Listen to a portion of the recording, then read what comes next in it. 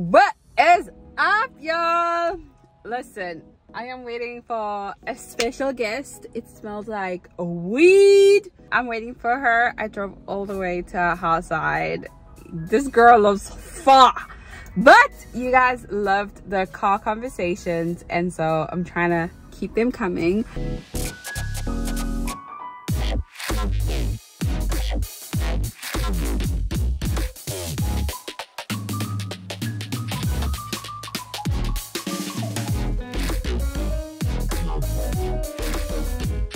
Some of them are gonna have to be over Zoom because people live in other states and I want to have them on this channel, so I'm excited. She is like, I think, the newest au pair I've ever interviewed on my channel. I think she's been here for like 3 months, if I'm not mistaken. She's finally here, South African time. She's also royally tiny. She's sitting on her legs so she can be high. So I'm eating Pringles, guys. She lives far. Tell the people, what's your name? Where you from? My name is Sane. I'm from South Africa. I'm an Aupair. Buoy. Yeah. There's quite a few Buoy girls that that watch my YouTube channel. Yeah. Y'all love far. But she loves us. Yeah, y'all this is the most I've ever come to Buoy since I've ever been here. Okay, I dropped the camera. So I was saying, I've come to Buoy so much now that you guys are here. Yeah. But how long have you been here? Because in the intro I was trying to guess, how long have you been in America so far? Okay, so I got here on the 11th of August. So I'm gonna this week, actually this weekend. Yeah, I'm gonna be doing 3 months in the US. I did say, I was like, she is the newest. Like, you're the youngest au pair I've ever had on my channel, in the sense of like months, age, all of it. First time for everything. And you're the tiniest one. So what made you become an au pair? Listen, I always tease about her little tininess. She does. Because she drives a whole bus too, guys. Her car is massive. But I love it. So what made you decide to become an au pair? Okay, so I'm gonna be honest. I do love kids, but I never imagined working for a family to watch their kids. I'm not gonna lie. I only did it because in South Africa it's a rough, guys. There are no job opportunities. I've been getting 12 months contracts, 6 months contracts, and then it just ends just like that. Because I've been considering coming this side since 2021 after I finished my degree, but then I've been like, really, me going to like stay with another family? No, I just didn't see myself doing that, and also like leaving my country alone. So I'm like, okay. And then something happened. I lost my job, my previous job, and then I was like, okay, this is a sign, because my contract didn't even end, but I just had to stop working for other reasons. So now I'm like, no, this is a sign. I'm going. I'm done. I'm going. So I'm like, okay, I love kids anyways. So, but I didn't really want to work with kids like this before, but now I'm actually enjoying it. Yeah, you are actually enjoying it. Yeah, you love your little rascals. Yeah.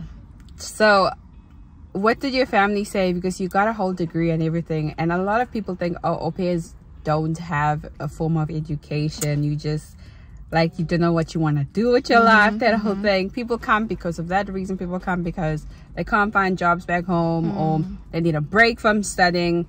What did your family say after you got this whole degree and then you like went to America to become an au pair? Because my family saw how much I was struggling, so my mom was a little bit skeptical about it. She was like, "Are you sure about this? You really wanna like just go there and live with a whole family, people that you've never seen before?" I'm like, I've connected with these people and we've been talking, because my mother was okay until I had to like leave, until it was like a week before I had to leave. So she was like, okay, I kept on updating her like, Mama, this is happening now, this is happening. But then when it was time for me to leave, like a week before I had to leave, she was, no, are you sure about that? She kept on asking me over and over again. And then did that make you nervous? It did. But then I was confident in God. I love God, guys. So I was very confident. I was like, God, this is you. Like, you have gone before me and I'm doing it. And my sisters were very happy for me. They were fine. They were like, excited, you're going to another country, you're gonna come visit. They were happy. It's just my mom who was like, but she's fine now. She's on board. She was definitely on board. So when you were looking for your host family, what are the things that you were looking for with host families? How many families did you interview with? Just two. Just two? Okay. And what were you looking for when you were looking for host families? Okay. I knew I was looking for Christians. I knew I was looking for people that I feel comfortable, because I had to feel comfortable with you on the phone, just on the video calls, before I could actually feel comfortable with you. Yeah. So I was looking for that comfortability, and they have to be Christians. Yeah. And then what type of questions did you ask them? How did you, because a lot of families say that they're Christian. I just want to say this because I know you're saying they're Christian, but like there's different types of, everyone takes under Christian, but when you get it could be flames. But like what types of questions were you asking to get the sense of, okay, they're Christian and they love God? Okay, so with my situation, I didn't even have to ask much, because when they introduced themselves, they did say they were Christian. That they were Christians, and they said that they were pastors. So I'm like, okay, I'm sold. But then I kept my options open, because I didn't want to like throw all my eggs in my basket. So I'm like, okay, I'm gonna keep my options open. And then this other family approached me, but they were Catholic. Okay. So I just knew I had to choose between Catholic or Christian. Like, okay, they're pastors, so I trust their Christianity. Yeah. Okay, so my host family actually asked me this the other day, and I was like, did you do research on your families? Because apparently my host family Googled me and they did all the research. Now, back in the day, I had no social media, I had nothing to go on with. Now if you Google me, it's over. But did you Google your host family, and do you know if they Googled you? I know they asked for my socials. They asked for my Instagram and my TikTok. So I do know Did you have that, like Instagram and TikTok? Yeah, I did because it was just now. Oh, okay, that's crazy. 3 months ago. Yeah, I had to remove some stuff. Are you in it? So that's the thing. They tell you at orientation, they tell you before applying to like clean up your social media and don't be popping bottles, because there are au pairs that have started the journey, matched to the family, and then invite them on social media, and then they pop bottles for farewells. But for you, did you Google your host family? Yeah, I did. I did follow my host. So you follow your host family on social media? I follow my host mom.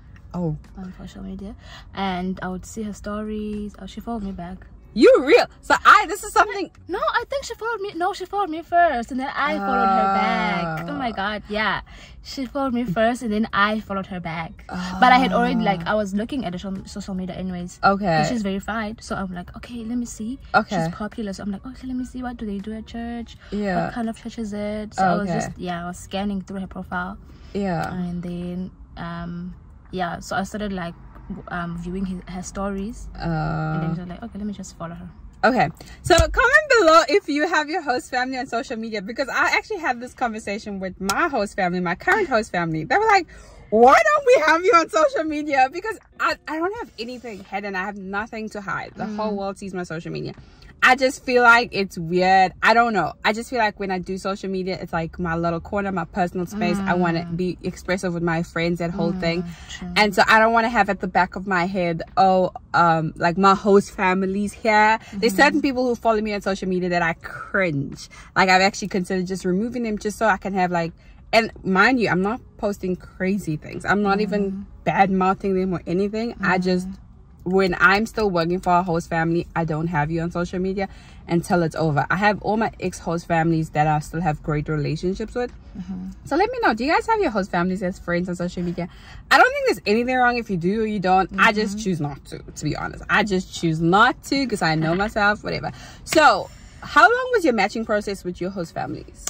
So we matched around May. I'm not sure the exact date. Around May, and the plan was to come beginning July. But then I wasn't ready, so I had to come. What do you mean you weren't ready? Like with your visa? With my visa and stuff. Okay. Yeah. I thought you were just like...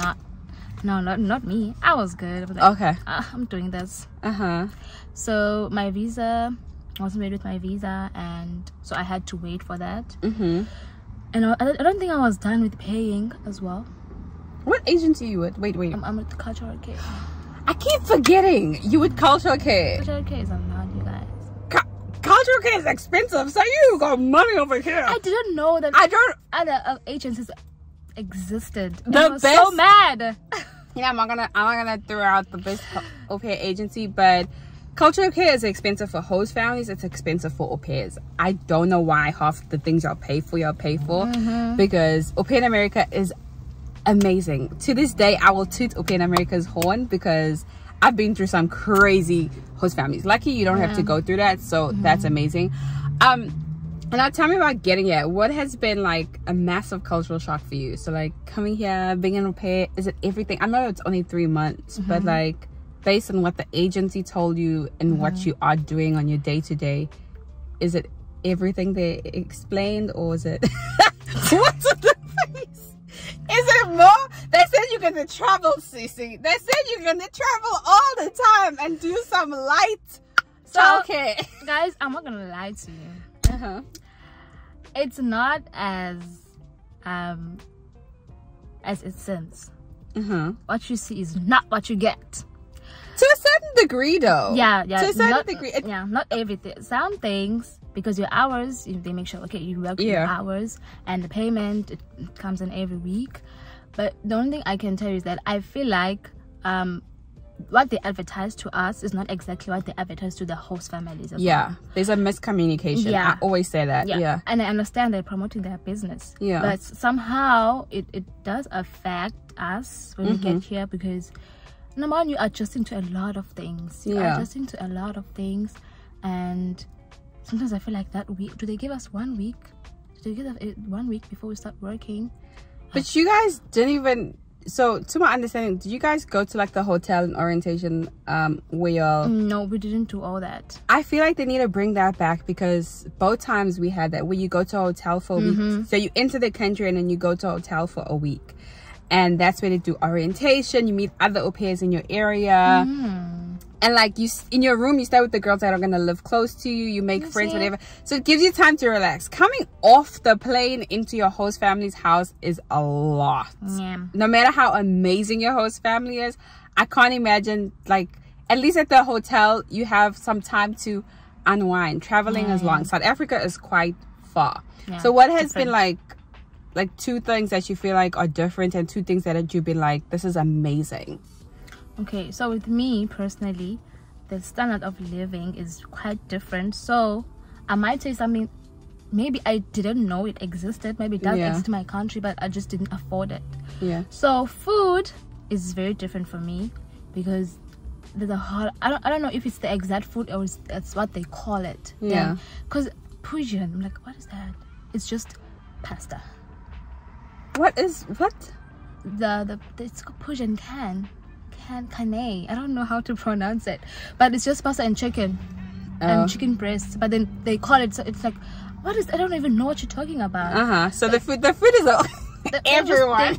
The food is just so, they specify a lot, and we're not used to that. So like mac and cheese is mac and cheese. It's literally mac and cheese.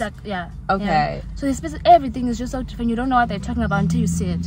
I see. So for you, someone will ask you, what do you want to get? You're like, okay, you don't know what to say, because you don't know what you'll be getting from what you said. You know, it's tricky for me. And what else? Because in terms of values, still the same values. It's just different the way people are. I feel like sometimes people misinterpret what I'm saying to them. It's like because I remember this girl, she thought that it was just too much. I was like, okay, do I sound like that to people? Do I sound like I'm too submissive? You know, because I don't want people to like walk all over me because I sound like, you know, you can do whatever. But you also, I am waiting for the feistiness to come out. I don't have it. Trust me, this is me. I even told my friend Lilo, she's Xhosa. I was like, how?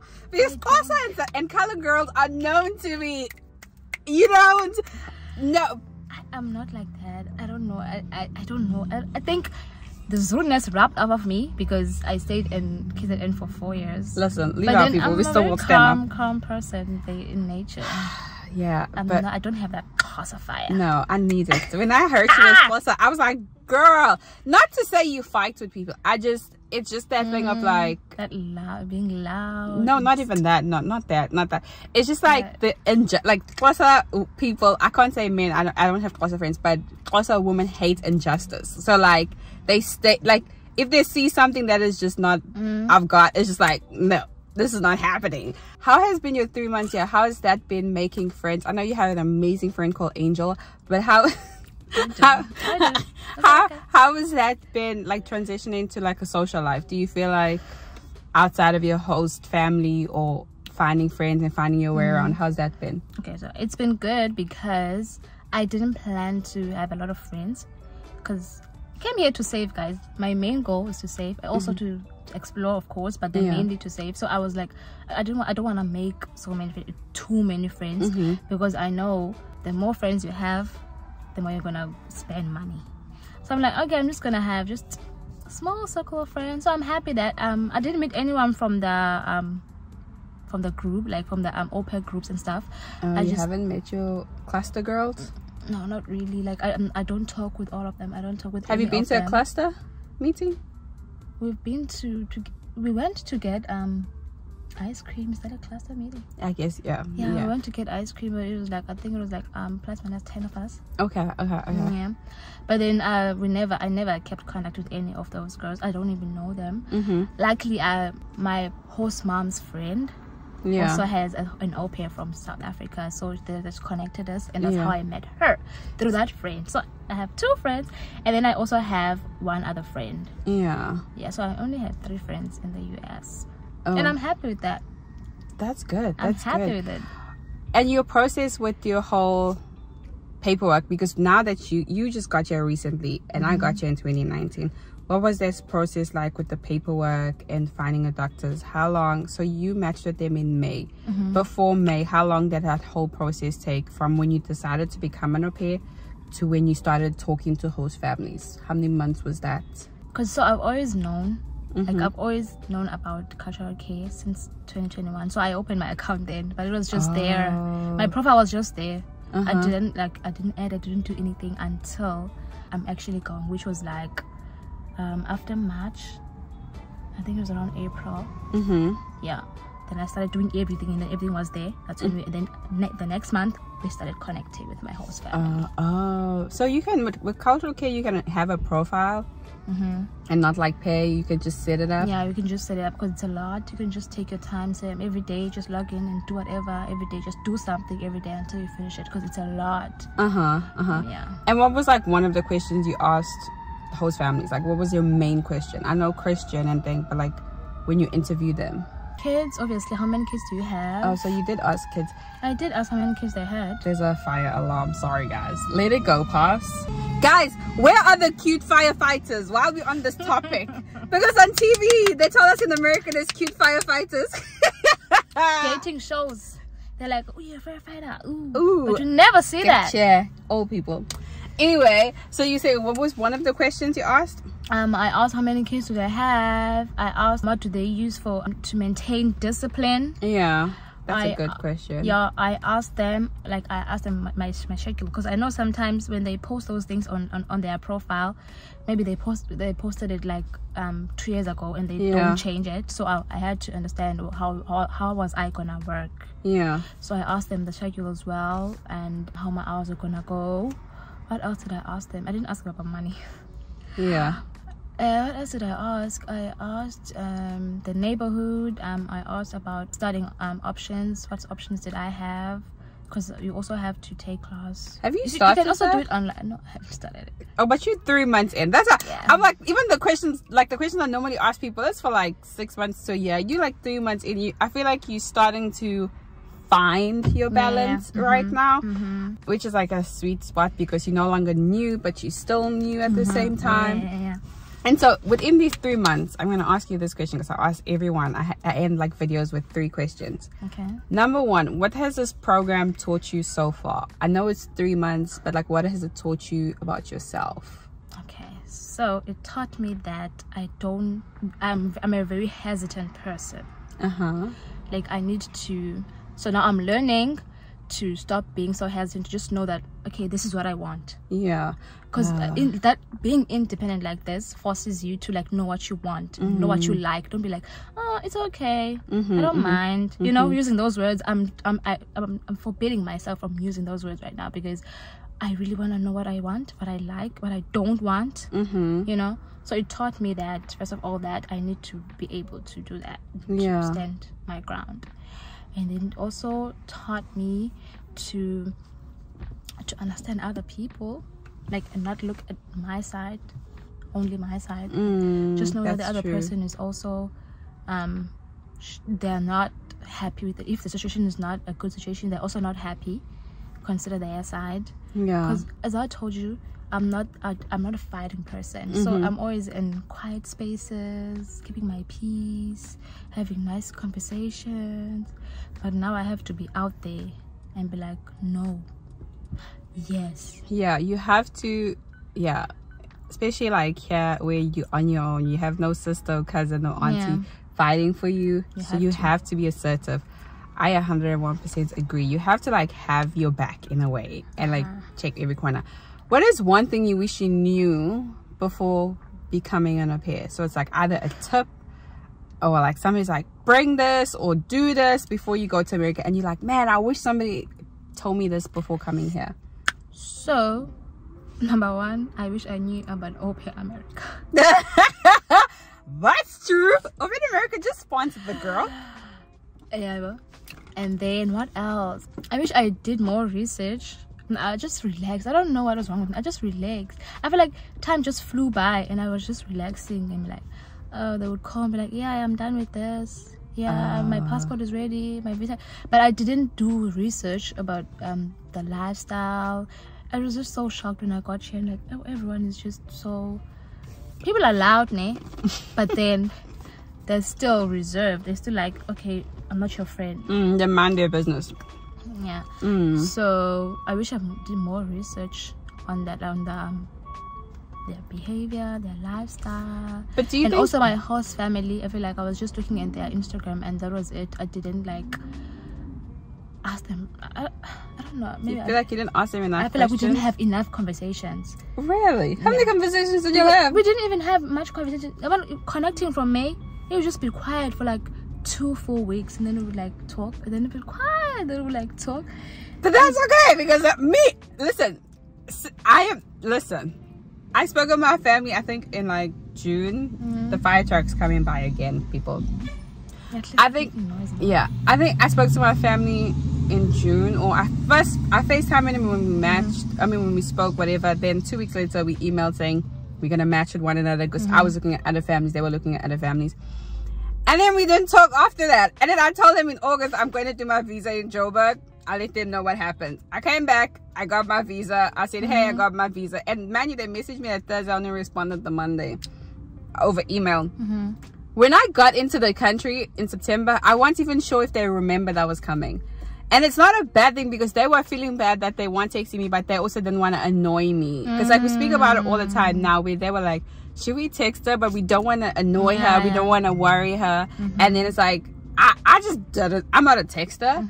So I think because there's been like au pairs where, and the reason I'm saying this is because I don't want people to base good host families and bad host families on that. Because there's been au pairs where their host family and they spoke every day when they were back home. Like before the match, before they came into these countries. When I got to orientation, everyone was telling me how often, like these au pairs had matching outfits already with their host moms, sending pictures, kikiing with the whole family. And I was like, wow, my host family hasn't even called me to text. Are they sure I'm coming?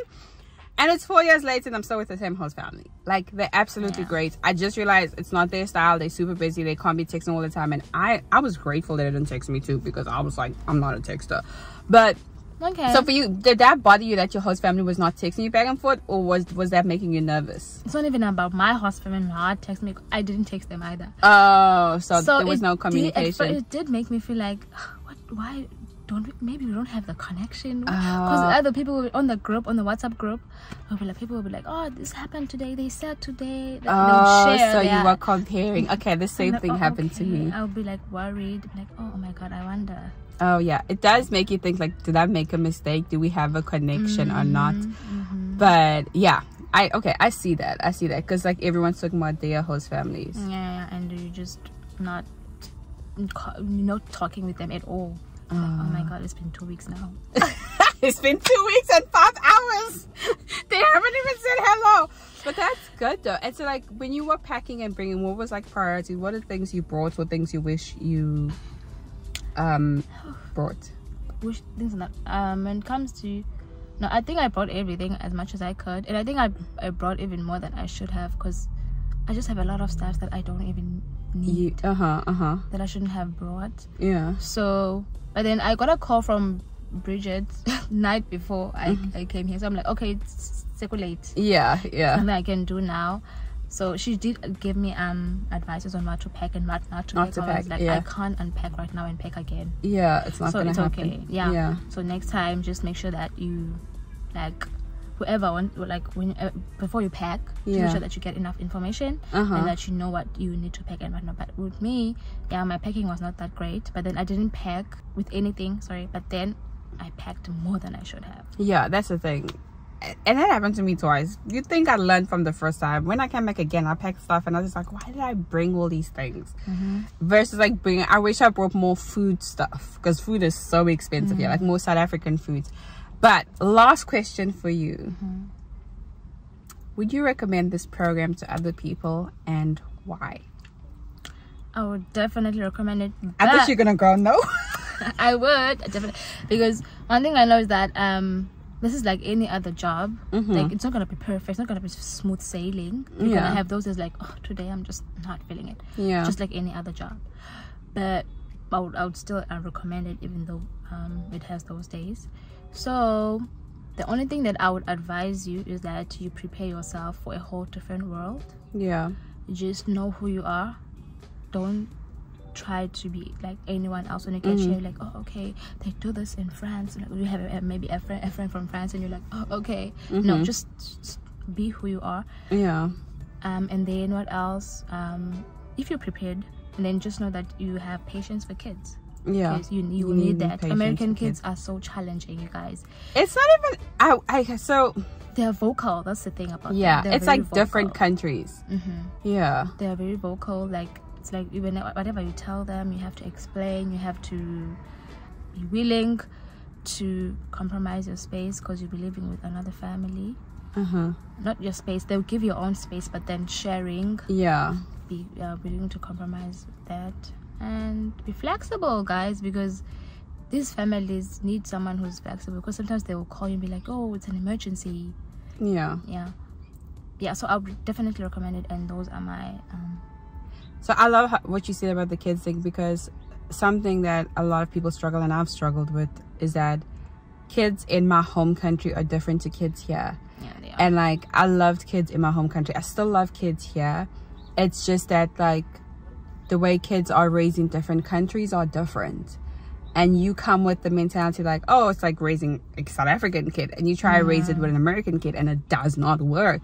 You just have to relearn how to handle kids, and that sounds like what you're doing. But you have a great host family. It sounds like you actually prepared a lot, because your friend over there, Bridget, just winged it. She was just like, the first family that chooses me, I choose them, we going. But she was lucky, because she had a great family too. Like, you guys are both you guys have both great host families who like love y'all, and you guys love them back, and great host kids. Their host kids are so cute. I love my host kids. I have a whole giant. I can't even carry my host kid anymore. It's so sad. I'm like, what has become? I keep saying, can you bring your kids to me, because I love little kids that you can like carry, and mine is 10, and he's like heavy, so mine is more of a sibling at this point. But thank you so much for coming to the channel and educating people, guys.